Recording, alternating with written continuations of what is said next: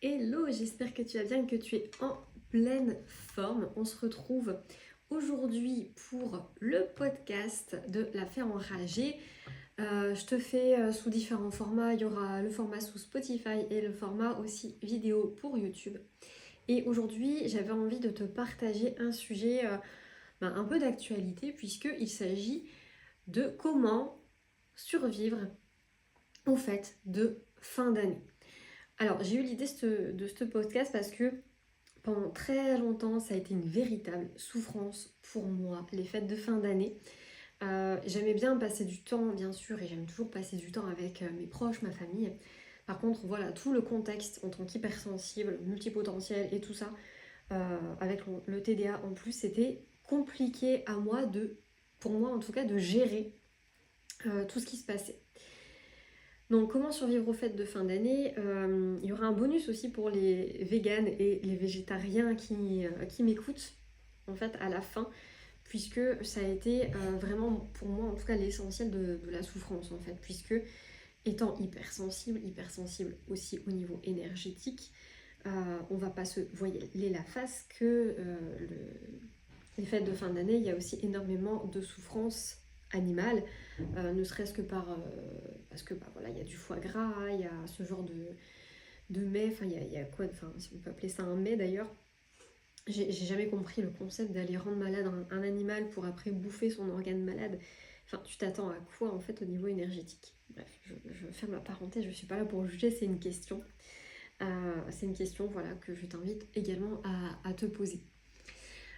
Donc il y avait toute cette souffrance-là, et après il y a le côté regard des autres, et aussi dans le cadre familial, où moi c'était très tôt quand même, où j'ai été végétarienne, et où du coup on ne me comprenait pas forcément, c'était un peu à l'encontre d'une logique, et j'ai eu beaucoup de confrontations, on va dire, avec les adultes de l'époque, et même les enfants d'ailleurs, hein, voilà, le harcèlement scolaire que j'ai eu, qui n'a pas duré très longtemps parce que j'ai eu la chance d'avoir de la répartie assez jeune, mais c'est justement ça, je pense, qui m'a forgé cette répartie. C'est le côté, voilà, je mange pas de viande et en gros, je t'emmerde en fait, voilà. Si je le fais pour les animaux et pas pour les autres, ou pas pour qu'on me voit différemment. Donc, comment survivre à ces putains de fêtes de fin d'année? La première chose que je t'invite à faire si tu es hypersensible, multipotentiel et un peu même neuroatypique, hein, on va dire le mot, je vais t'inviter vraiment à prendre soin de toi. Ça peut paraître paradoxal parce que normalement Noël, c'est effectivement quelque chose qui doit être dans le partage, joyeux, etc. Et en même temps, là je te dis, prendre soin de toi parce que tu es la personne la plus importante de ta vie, d'une part, mais c'est aussi parce que quand c'est les fêtes de fin d'année, les gens ne se rendent pas forcément compte, mais ils deviennent de véritables vampires énergétiques. Parce qu'ils vont chercher à l'extérieur ce qu'ils n'ont pas à l'intérieur, et si tu écoutes ce podcast, il y a de fortes chances que tu sois un peu en mode sauveur, un peu en mode on vient me voir quand ça va pas, etc.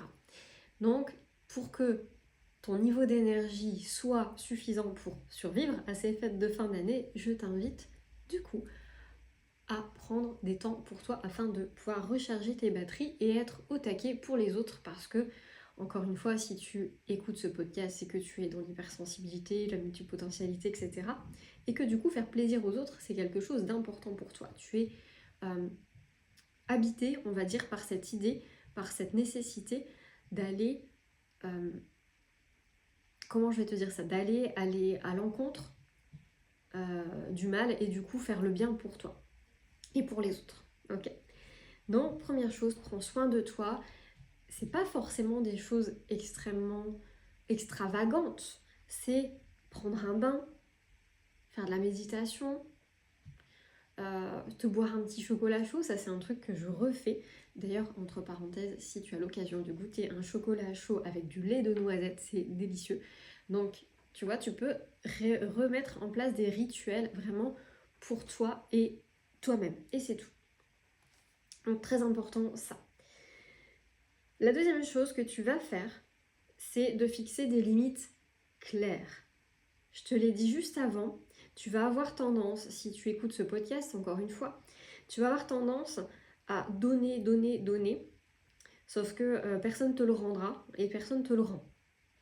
Ou pas, en tout cas, à la hauteur de ce que tu donnes, tu vois. Je dis pas qu'il faut donner pour attendre un retour. Je dis juste que dans la vie, normalement, c'est censé être équilibré et que tu dois donner autant que tu reçois. Ok ? Poser des limites claires, ça va te permettre de pouvoir préserver ton énergie, mais aussi de rééquilibrer un petit peu la sauce. Ok ? Fixer des limites claires, ça veut dire si tonton Bernard il t'a dit d'aller faire toutes les courses pour le réveillon pour tout le monde, alors que toi, ça te draine d'aller au supermarché, ça te vide de ton énergie, tu sais que tu peux plus rien faire de la journée, c'est non en fait. C'est non. J'apporte une nuance. Tu sais que j'aime pas quand c'est ou tout noir ou tout blanc. C'est non, et en même temps, tu peux dire, écoute, je veux bien, à la rigueur, venir avec toi pour t'aider, mais pas y aller toute seule. Ou tout seul. Parce que tu sais que ça va te générer beaucoup, beaucoup trop d'angoisse, d'anxiété. En plus, on va pas se leurrer, quand tu es hypersensible, les magasins en fin d'année, il y a plein de monde, il y a du bruit, il y a des éclairages qui clignotent de partout, c'est Disneyland à Auchan ou à Leclerc ou à Carrefour, et je pense que j'en ai cité 3.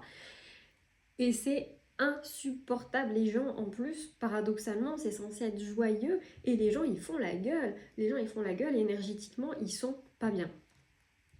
En même temps, voilà, je reviens à ce que je disais au début, les fêtes de fin d'année, il y a aussi tout un côté marketing avec des saloperies à nous faire manger.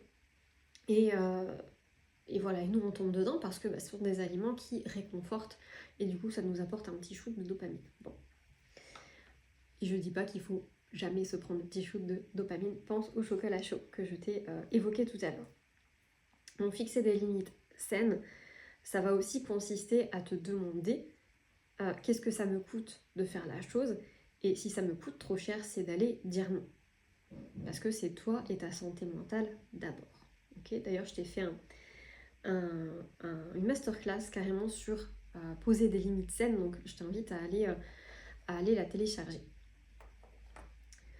Ensuite, la troisième chose, c'est plutôt quand tu vas être dans le moment présent, où il y a beaucoup de monde, où tu es en famille, où du coup vous êtes censé être plus nombreux, plus nombreuses. La première chose que je vais t'inviter à faire déjà, c'est de t'autoriser à prendre des pauses. Des pauses respiratoires, mais aussi des pauses, on va dire, intellectuelles et énergétiques. C'est-à-dire que parfois, moi ça m'arrive, tu vois, quand la conversation elle est trop émotionnelle, trop énergétique, trop pour moi, en fait, je déconnecte un peu. Donc je déconnecte un peu, mais suffisamment pour rester quand même en lien avec la personne, tu vois. Donc autorise-toi en fait ces petits décrochages. Alors parfois, je sais que quand tu as un TDA, donc c'est mon cas, tu peux avoir un total décrochage et ne pas réussir à raccrocher à ce que dit la personne. Bon, ça après tu l'expliques et puis généralement les gens comprennent, ou pas d'ailleurs, mais ça te permet au moins de faire un filtre sur les personnes que tu côtoies et que tu as envie de côtoyer et que tu as envie d'avoir dans ta vie finalement. Donc ça peut être ça, du coup, te préserver en faisant des mini décrochages. Autre chose aussi, ça va être de pouvoir t'imaginer dans une bulle de lumière, une bulle de protection dans laquelle en fait tu es en parfaite sécurité et dans laquelle finalement rien de mauvais ne peut t'arriver. Donc ça te demande de l'entraînement, c'est pour ça que je sors aussi le podcast un petit peu avant les fêtes, histoire que tu puisses, durant les prochains jours, quand tu vas faire tes courses pour tonton Bernard par exemple, pouvoir aller expérimenter finalement ta bulle de protection. Donc ça c'est la troisième chose que je t'invite à faire. C'est aussi, je fais une petite aparté, mais fixer des limites saines, c'est-à-dire que c'est aussi, si tu es dans l'incapacité de rester assis ou assise pendant 3 plombes, parce que c'est des repas qui durent dans la journée, si c'est pas quelque chose pour toi, autorise-toi à proposer d'autres choses, d'autres activités. Ça peut être des jeux de société que vous n'avez jamais fait, ça peut être t'autoriser à sortir à l'extérieur, respirer ou à écouter 10 minutes un petit podcast dans tes oreilles ou de la musique, histoire de pouvoir te recharger et de couper un petit peu de tous ces stimuli qui peuvent littéralement t'épuiser et te vider ta batterie en très peu de temps. Ensuite, ce que je t'invite à faire, la quatrième chose, et je sais, les amis, quand on est hypersensible, il y a des choses qu'on n'aime pas faire et qu'on a tendance à procrastiner à fond parce qu'on n'aime pas les faire. Anticipe vraiment les choses. C'est-à-dire que si aller dans les magasins où c'est blindé, ça te crée trop de stimuli et que ça te crée trop d'inconfort et que ça te vide trop d'énergie, ben vas-y pendant qu'il y a moins de monde en fait. Autant que possible bien sûr. Si tes horaires de travail ne te le permettent pas, ben, essaye de précommander. On pense aux petits artisans bien sûr.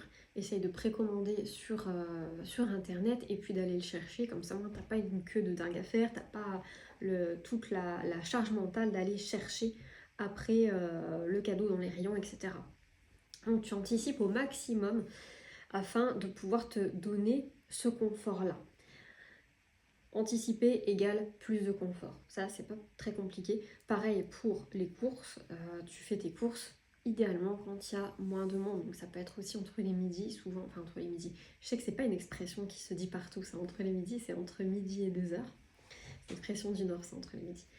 Donc tu vas faire tes courses à ce moment-là. Privilégie peut-être aussi les plus petits magasins, là où ils mettent pas des lumières qui clignotent de partout avec les chansons de Noël, etc. Histoire que ça puisse te drainer, en tout cas moins d'énergie et te permettre d'arriver plus sereinement, en tout cas, aux fêtes de fin d'année. J'aime bien dire aussi quelque chose avec ça, tu vois, c'est que des fois on s'imagine que ça va nous drainer et nous vider vraiment de notre énergie. Et bien souvent, par expérience, c'est moins pire que ce qu'on imagine. C'est-à-dire que notre imagination, elle va amplifier la douleur, elle va amplifier la chose, donc à juste titre parfois. Mais bien souvent, dans ces cas-là, c'est beaucoup, beaucoup plus agréable finalement à faire que le côté bagne, etc. Ok. Donc en partant du c'est moins pire que ce qu'on imagine et qu'en plus tu mets en place tous les paramètres, ça va passer crème pour toi. Ensuite, la cinquième chose que je t'invite à faire, c'est d'anticiper les questions à la con. Oui, parce que parfois, on a des questions à la con qui nous arrivent en repas de famille, du style. Alors, à toi d'anticiper si tu veux prévoir des réponses avec ou sans humour, par ailleurs. C'est toi qui vois. Mais t'as des gens qui vont te dire, que t'as pas vu depuis très longtemps, qui vont te dire, bah oui, mais tu fais quoi alors dans la vie ? Soit tu réponds en esquivant la question et tu cherches comment l'anticiper, genre je me cherche encore, ou voilà, je suis sans emploi, ou alors je fais ça, et j'en suis là, tu vois, tu expliques clairement.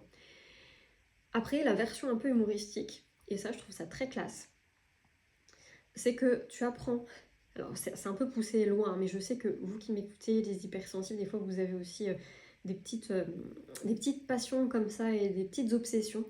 Tu apprends le texte d'Édouard Baer, tu sais, la tirade en fait qui fait le monologue dans Mission Cléopâtre, tu sais, je crois pas qu'il y ait de bonnes ou mauvaises situations et je pense que tu peux faire fureur quand même dans un repas de famille en disant ça. Pareil, c'est quoi les autres questions à la con, du style, bah oui, c'est pour quand les enfants ? Alors que toi, t'as peut-être pas forcément envie, peut-être que médicalement, tu peux pas.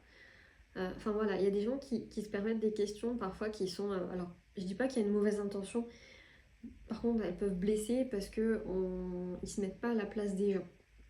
Parfois, c'est juste pour connecter et avoir montré, en tout cas, l'intérêt qu'ils ont envers la personne.